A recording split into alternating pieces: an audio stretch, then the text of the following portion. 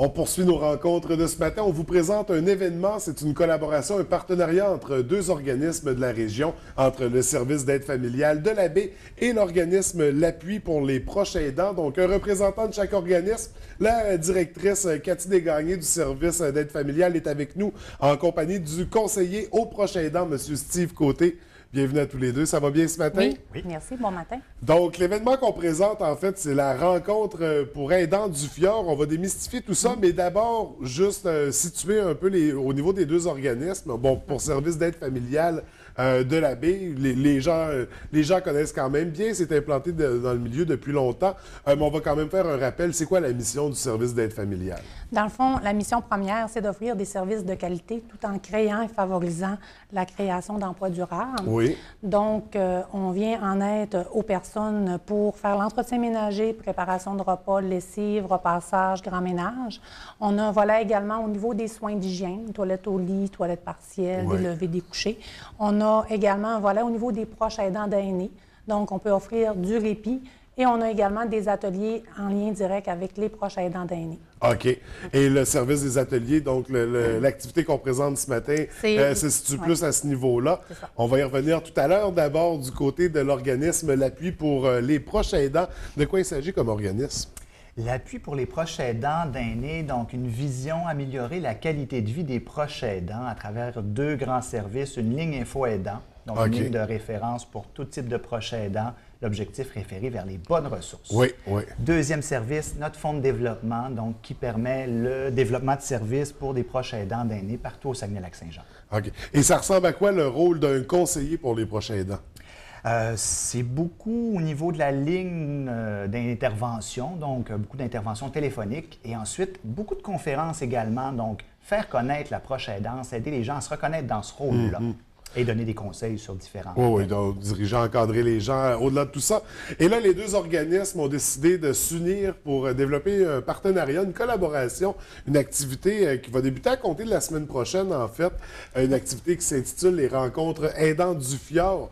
De quoi il s'agit exactement? Dans le fond, les rencontres aidants du Fjord existent depuis janvier 2014. Oui. On entend notre troisième année. Donc, ces deux groupes de 6 personnes qui se rencontrent une fois par semaine, le lundi, au service des aides familiales. OK. Donc, divers sujets sont approchés pour parler de la proche aidance. Donc, c'est vraiment des proches aidants, que ce soit alentour d'une table. C'est très convivial. Il y a une éducatrice spécialisée qui vient faire l'animation. Donc, on peut parler, bon, mais moi, je suis un proche aidant. Mon conjoint, ma conjointe a une récidive d'un cancer. Mon conjoint a des troubles cognitifs. J'ai besoin d'être accompagnée. J'ai de la misère à communiquer avec mon proche aidant. J'ai des frustrations parce qu'il ne me comprend plus, puis moi, je ne suis pas capable de le comprendre. Notre éducatrice va être en mesure de l'outiller, de l'accompagner, et souvent, les personnes alentour de la table vivent les mêmes préoccupations, vivent le même quotidien, et c'est souvent dans le but d'éviter à la famille que les mêmes proches se confient à leurs frères, leurs sœurs, qui vivent la même réalité. Et parfois, d'en parler à une personne de l'externe qui n'a aucun lien avec toi, ça fait toute la différence du monde. Souvent, on n'a comme pas de barrière. C'est des rencontres qui se font dans un immense respect, une très grande écoute. Donc, et ces personnes-là, quand ils se rencontrent le lundi, ils sont heureux de se voir. Ils se demandent toujours, bon, bien, ta semaine, comment s'est passée, ton conjoint, ta conjointe. Puis il y a toujours un tour de table. Ça commence avec un tour de table. On a un babillard à l'entrée et il y a toujours une pensée positive.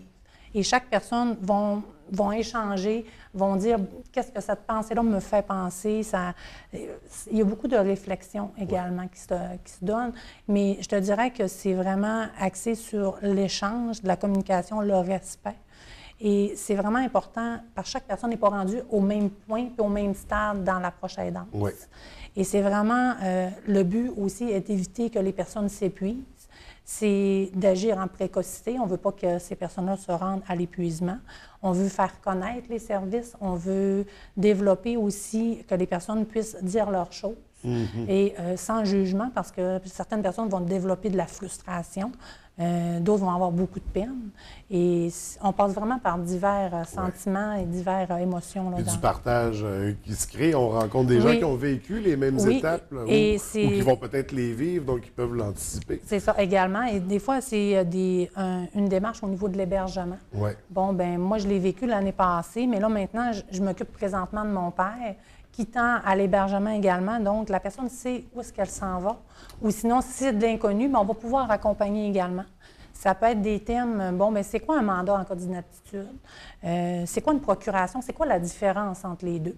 Donc, on peut faire venir un intervenant qui va venir parler de ces termes. C'est quoi la différence? Est-ce que je suis obligée? Est-ce que je suis protégée? C'est des choses qu'on peut faire avec ces rencontres-là. Oui. Et c'est vraiment axé également sur la communication. Il y a des trucs qui se donnent. C'est vraiment un beau groupe. Oui, bien, j'en doute pas.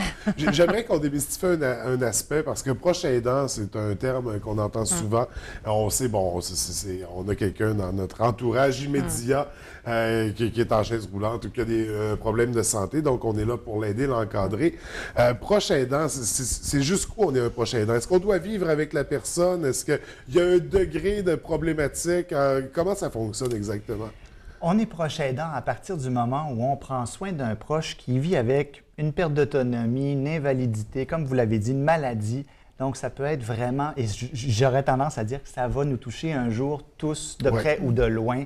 Donc, je prends soin de maman qui est vieillissante, en perte d'autonomie, mon beau-père qui vit avec la maladie d'Alzheimer ou une démence, ma sœur, tiens, qui a un cancer, mon fils qui vit avec de l'autisme ou une déficience intellectuelle, peu importe la réalité. Si cette personne-là, au quotidien, c'est compliqué pour elle de fonctionner et qu'elle a besoin d'un soutien d'un proche, je suis proche aidant. Oui. Donc, il n'y a pas nécessairement de vivre dans la même bâtisse, dans la même demeure.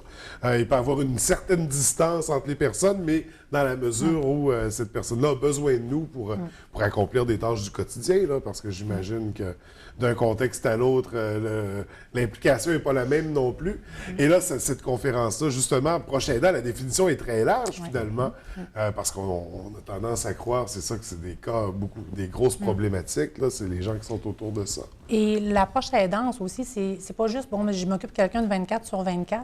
Ça peut être juste un coup de téléphone. Bien, moi, j'appelle ma mère, bon, bien, à tous les jours, mais 2 fois par jour, c'en est de la proche aidance également. Et ce qu'il faut comprendre de la proche aidance, c'est que les personnes qui viennent aux ateliers Rencontre aidant du Fjord, c'est vraiment pour prendre soin de soi, pour prendre soin de l'autre. Il faut apprendre à prendre soin de soi et s'accorder un moment. Et reconnaître qu'on a besoin d'aide ou reconnaître qu'on a besoin d'un service. Parfois, c'est gênant, on se sent humilié, bien pas humilié, mais on a de la difficulté à demander de l'aide. Ouais. Et ça, je pense que c'est naturel. On n'a pas tendance à vouloir demander de l'aide facilement. Et quand on a pris conscience qu'il y a un service qui existe, qu'on va l'utiliser pour pouvoir prendre soin de notre autre personne, je pense que l'objectif est atteint à ce moment-là. Absolument. Parce que c'est difficile de prendre soin de notre aidé si nous-mêmes, on est épuisés et qu'on a les nerfs à bout de peau. Donc, d'où l'importance de participer à ces rencontres-là, ces ateliers qui débutent la semaine prochaine. Là, à compter de lundi, première journée d'activité, il y a une conférence en plus, une grosse journée lundi. Comment ça se déroule? Dans le fond, lundi, c'est notre ancien groupe termine lundi la semaine prochaine, le 21 dans l'après-midi. Et à compter de début avril, c'est notre nouveau groupe. Donc, la rencontre qui a lieu en soirée, lundi, le 21 mars à 19h, à la salle du Musée du Fjord, a pour mandat, dans le fond, pour présenter c'est quoi les ateliers, quels sont les sujets que l'on aborde, à qui ça s'adresse, comment est-ce qu'on fait pour participer à ces ateliers et est-ce qu'il y a des frais reliés là, à ces ateliers. Fait que dans le fond, j'invite la population, si vous pensez être un proche aidant, si vous vous occupez d'une personne, bien, si vous sentez avoir besoin d'une aide quelconque, je vous invite personnellement à venir assister à la rencontre et c'est toujours des belles rencontres. Steve donne toujours une très belle conférence à la fin. Oui, parce qu'il y aura une conférence qui va traiter, bon, on se doute bien des proches aidants, mais dans quelle direction on va avec cette conférence-là? Bien, ce qui est drôle, c'est que c'est la deuxième occasion que les services des aides familiales nous proposent, donc de venir dans cette rencontre-là pour attirer des proches aidants dans un groupe. Et puis, bien, nous, à ce moment-là, on a l'opportunité de présenter donc une conférence beaucoup sur l'épuisement. Comment, justement, éviter l'épuisement? Quels sont les grands défis qui attendent les proches aidants? Puis, un des mandats de l'appui à travers les conférences et à travers la ligne, c'est de faire connaître les ressources. Donc, on présente chacune des ressources du secteur aux participants qui vont être à cette soirée. Donc, raison de plus pour y participer en grand nombre au Musée du Fjord à compter de lundi. Un lundi soir, on a dit à 19h. Est-ce qu'on doit réserver les places? Est-ce qu'on doit aviser? On se présente pour 19h aux locaux du Musée du Fjord. Donc, l'invitation est lancée. Sinon, si les gens pour service d'aide familiale veulent plus d'informations, des détails, profiter des services, comment on communique avec vous? 544-2322.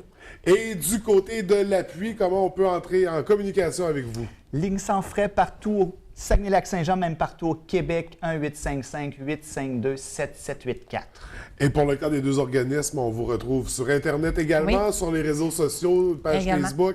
Donc, on n'hésite pas à les aimer puis à s'informer à ce niveau-là. Mais en attendant, c'est lundi que ça se passe. On participe en grand nombre.